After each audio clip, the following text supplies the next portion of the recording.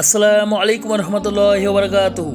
আজকে আমরা হযরত মুহাম্মদ সাল্লাল্লাহু আলাইহি সাল্লামের মৃত্যুতে আবু বকর রাদিয়াল্লাহু তাআলা আনহু এর ঘটনা সম্পর্কে আলোচনা করব।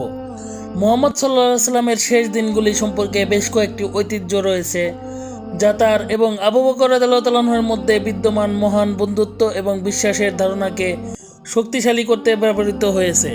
এই ধরনের একটি পর্বে যখন মুহাম্মদ সাল্লাল্লাহু আলাইহি সাল্লাম মৃত্যুর কাছাকাছি ছিলেন, তখন নিজেকে সাধারণত যেমন প্রার্থনার নেতৃত্ব দিতে অক্ষম ছিলেন, তিনি আবু বকর রাদিয়াল্লাহু তাআলা আনহুকে তার জায়গা নিতে নির্দেশ নেন।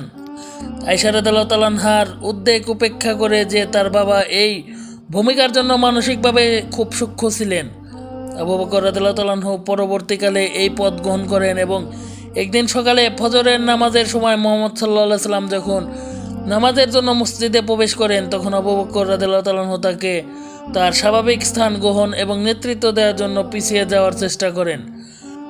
মুহাম্মদ সাল্লাল্লাহু আলাইহি সাল্লাম অবশ্য তাকে চালিয়ে যাওয়ার অনুমতি দিয়েছিলেন।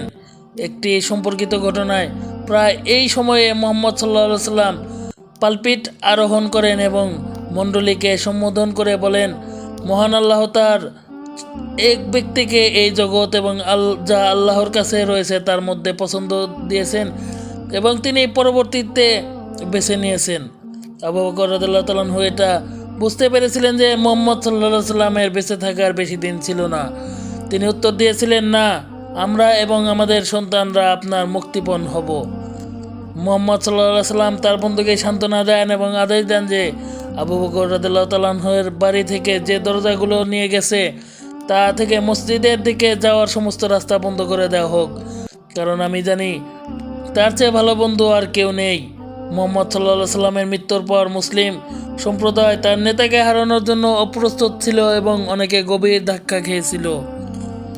উমর রাদিয়াল্লাহু তাআলা আনহু বিশেষভাবে প্রভাবিত হয়েছিলেন, পরিবর্তে ঘোষণা করেছিলেন যে মুহাম্মদ সাল্লাল্লাহু আলাইহি সাল্লাম আল্লাহর সাথে পরামর্শ করতে গিয়েছিলেন এবং শীঘ্রই ফিরে আসবেন, এবং সবাইকে হুমকি দিয়ে বলেন, কেউ যেন না বলে মুহাম্মদ সাল্লাল্লাহু আলাইহি সাল্লাম মারা গেছেন।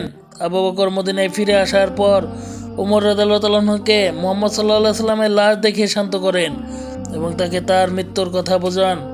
এরপর তিনি মসজিদে সমবেত ব্যক্তিদের উদ্দেশ্যে বলেন, কেউ যদি মুহাম্মদ সাল্লাল্লাহু আলাইহি সাল্লামের উপাসনা করে তবে মুহাম্মদ সাল্লাল্লাহু আলাইহি সাল্লাম মারা গেছেন। যদি কেউ আল্লাহর উপাসনা করে, আল্লাহ জীবিত, অমর, অবিনশ্বর। এভাবে জনসংখ্যার মধ্যে প্রতিমা প্রমাদ আবেগের অবসান ঘটান।